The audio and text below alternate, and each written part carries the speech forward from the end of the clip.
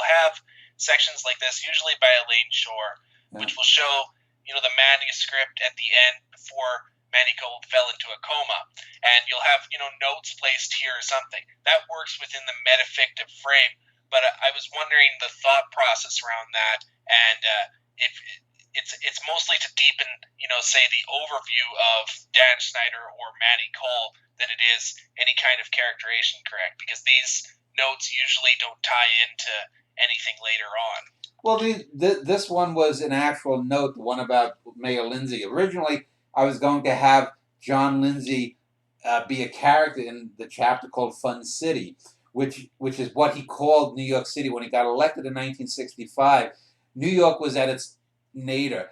The 1960s and the 1970s, 20 years after World War II, New York had the highest crime rate that it ever did. It was filled with garbage. Buildings were blighted. They looked like Dresden after the bombing or London after the Blitz. It's interesting, I interviewed this actor today who grew up during London after the Blitz. He was born in 41, and so when he was 5, 6, 7, his memories were of these bombed out buildings. I know exactly what he's talking about, but the bombed out, burnt out buildings that I grew up in and played in, the heroin galleries and whatnot, were all from public neglect for 20, 30, 40 years. And when John Lindsay became the mayor, he tried this upbeat idea called New York Fun City. And there's even a biography, I think, of Lindsay called Fun City. And so there are lots of times when I'll have a book and I'll have characters that I want to have in it, but the way they get in the book just doesn't materialize. In The Scorpion Swam, originally it was going to be a book focused upon the scientist, the English scientist Michael Faraday. He ends up just being a minor character. John Lindsay here, it didn't, as the book progressed, I didn't need to have the greater cultural context of bringing in a major political figure in the city like John Lindsay. In this spy book, for example, the major love interest of the spy, we find out, is this young female, 34 years younger than him, which I based upon Alex Sherimet's ex-girlfriend. Originally, I was going to have that be about 30 to 40% of the book with scenes of the spy and her and their relationship, but she only ends up appearing in three scenes or 3 chapters because it's not about her, it's about what she represented to him. So this is an example where I had these notes, and instead of just trying to force and hammer it in, I said, well, this is a perfect example. Just have the notes here, and my notes become Manny's notes. That brings up an interesting point. How does the editing process for you differ with poetry and prose? Because if you even take a word and you change it, say you add acetylene instead of a different word and you change an adjective, you may have to rewrite the entire poem. Whereas with this, unless you want to change the entire structure of the narrative in prose, you would really only completely excise it and then go on with whatever you're doing. Well, the prose is never in stone until I've written it down. I rarely cut things. The Scorpion Swam is the only book that I ever really cut a major portion of, about 7,000 words that I reused here, because I hate to waste. Poetry is different, though, because when I was writing poetry, and I haven't written poetry for over a decade now, though, I always wrote it out longhand. I did have to write poetry by hand, and if I ever go back to it, I probably will. It feels natural. With prose, I have to type. Not only for Alex Sherimet, for example, says that he writes his prose longhand. To me, that seems crazy. But I agree. I've said the same thing to him. You adapt. You adapt to your circumstances, and when you're in the process of writing, like I'm writing this science fiction book, and the interesting thing is, I sketched out the 27 chapters, what approximately happened, but as I write each chapter, things come together. I'll give you an example. In this science fiction book, my aim is to write the greatest science fiction book that's ever been written. And I know, at least ideationally, that if I keep on track to what I'm doing, this will be the best science fiction book anyone ever wrote.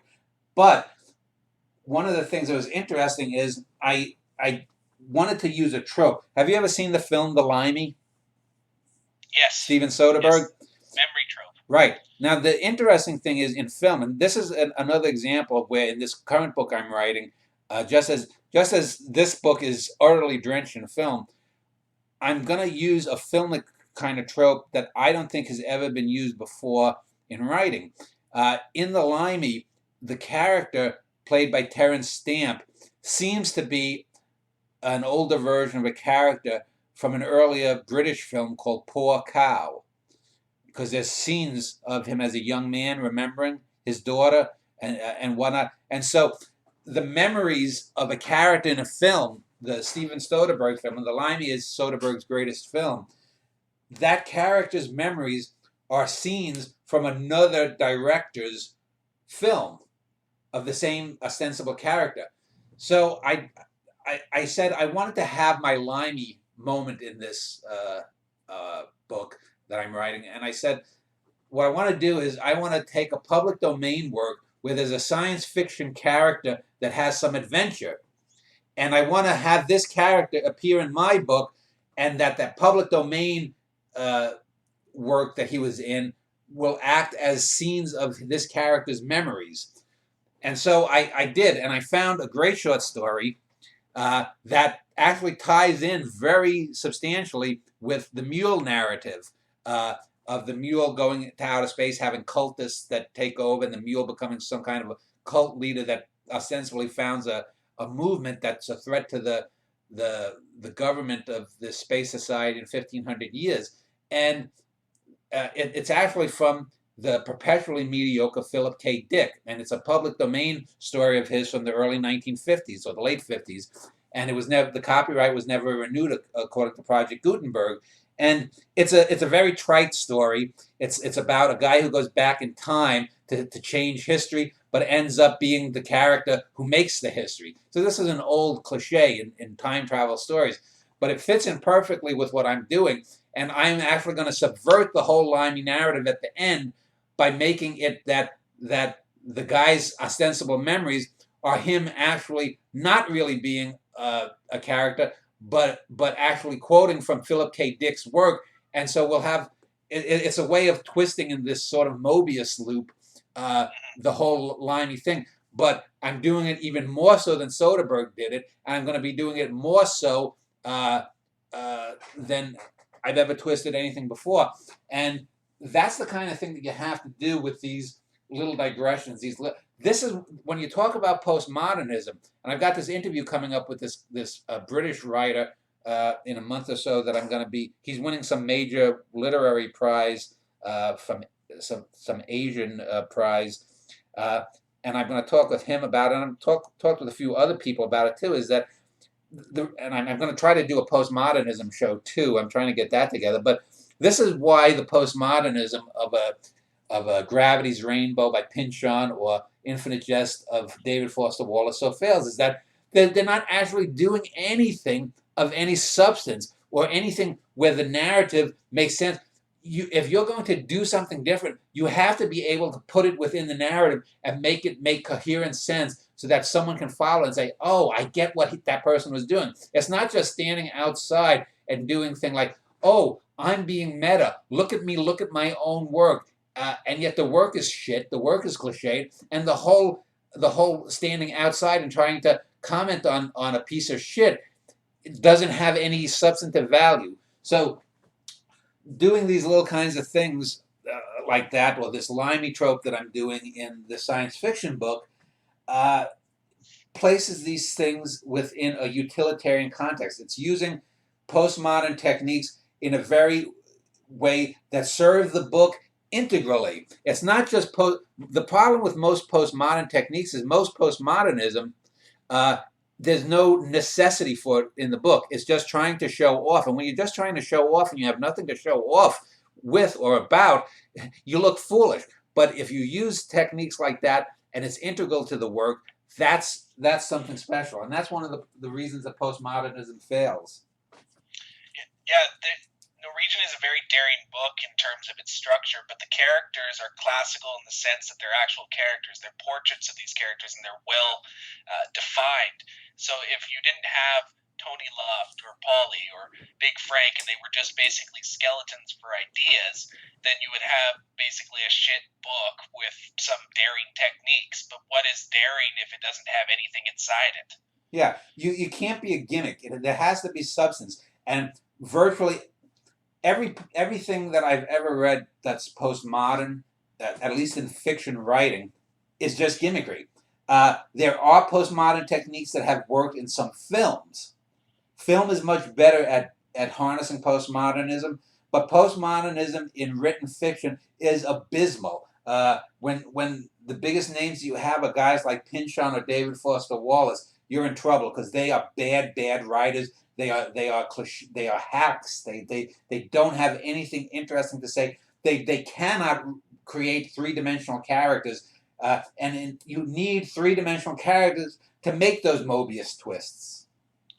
Yeah, Rod Serling and Ingmar Bergman are good examples of great postmodern writers, and they use techniques like looking from a film from the outside, but they have something inside it to give it gravity.